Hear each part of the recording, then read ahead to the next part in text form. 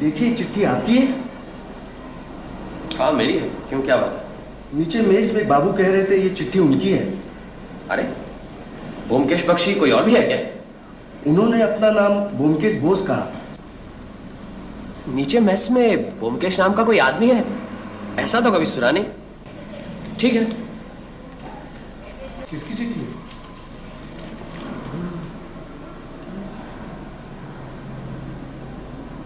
मेरी नहीं, कोकानंद गुप्त।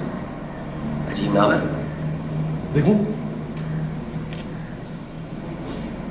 ब्योमकेश बाबू, बहुत दिन हो गए आपसे मुलाकात नहीं हुई, लेकिन फिर भी आपको भूल नहीं सका।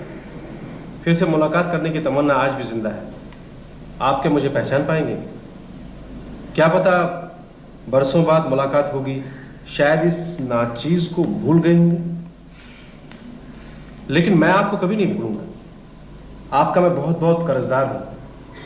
आप अपने काम की वजह से कई सालों से इधर उधर भटकता रहा, इसलिए उस कर्ज का एक रत्ती भी नहीं चुका पाया। अब मैं वापस कलकत्ते आ गया हूं और जल्दी से जल्दी अपने कर्जे से मुक्त हो जाना चाहता हूं। सस्नेह नमस्कार के साथ आपका गुणमुक्त कोकानंद गुप्त। ये चिट्ठी हमें नहीं पढ़नी चाहिए थी। वैसे इसमें कोई खास गुप्त बातें तो नहीं है, लेकिन फिर भी किसी की व्यक्तिगत निजी बातें दूसरों को नहीं पढ़नी चाहिए। हाँ वो तो ठीक है, लेकिन चिट्ठी मेरी है या नहीं इसका भी तो पता लगाना था। कोकानंद गुप्त, मैं तो ऐसे किसी आदमी को पहचानता नहीं, और अगर पहचानता भी हूं तो इतना बड़ा उपकार किया हो ये तो मुझे कुछ याद नहीं। उसे वापस दे देनी चाहिए। क्यों नहीं। कोटीराम, कोई नया आदमी लगता है। देखो दरवाजा खोलो तो।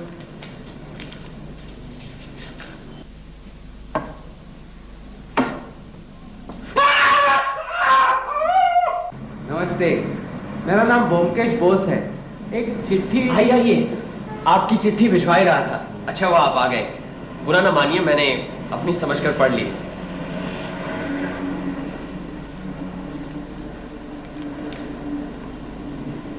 कोकानंद गुप्त, लेकिन मैं तो किसी।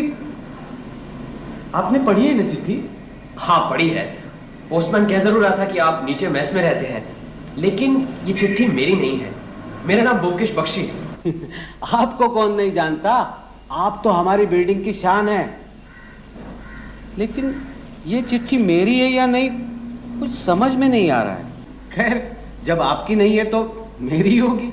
महान व्यक्ति उपकार करके भूल जाते हैं, यही तो उनकी महानता है। ऐसी कोई बात नहीं है, बहुत दिनों की बात है, कुछ याद नहीं आ रहा है। अच्छा आप इस मेस में कितने दिनों से? ज्यादा नहीं, यही कुछ 6-7 दिन से। अच्छा चलिए, अपने ही नाम वाला एक और मीत मिल गया। आइए ना कभी कभी। जरूर। अच्छा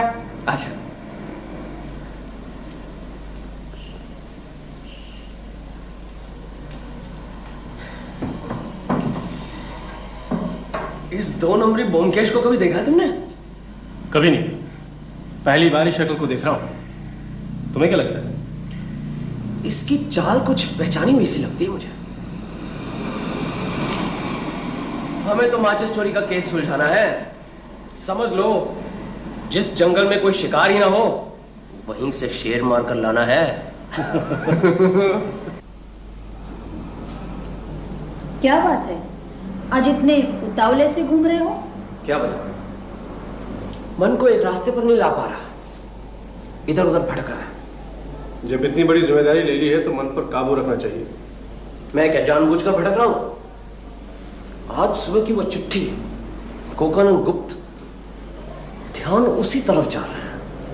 उस चिट्ठी में परेशानी की क्या बात है? नहीं वैसे तो कुछ नहीं है, लेकिन सोच रहा हूं कि अगर सचमुच वो चिट्ठी मेरे लिए लिखी गई हो तो। क्या बात कर रहे हो ब्योमकेश? चिट्ठी लिखने वाले को तुम पहचानते नहीं, एक दूसरा आदमी उस चिट्ठी को अपनी मानता है, फिर वो चिट्ठी तुम्हारी कैसे हो सकती है? उस चिट्ठी में क्या लिखा है तुम्हें याद है? बहुत ही कृतज्ञ होकर किसी एहसान के बदले में अपना बोझ हल्का करना चाहता है। इसमें इतनी परेशानी की क्या बात है?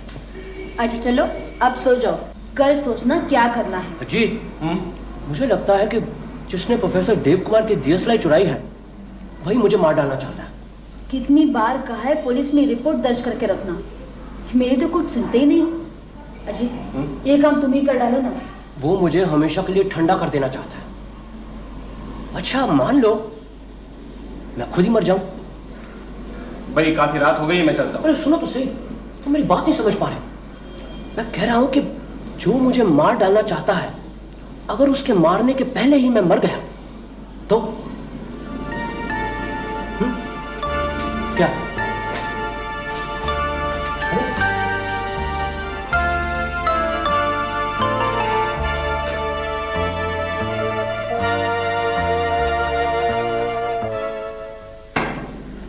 एक चाय ले आना। सत्या, तो भाई आया था, उसी के साथ चली गई। अच्छा ये तो बहुत ही अच्छा हुआ। क्यों? बाद में बताऊंगा। आज सुबह सुबह कहाँ चले गए? कमिश्नर साहब से मिलने। मुलाकात हुई? हाँ मिले और मेरे प्लान ऑफ एक्शन की तारीफ कर रहे थे। क्या है तुम्हारा प्लान? कल जब बता रहा था तो उठकर चले गए, अब क्या करोगे सुनकर?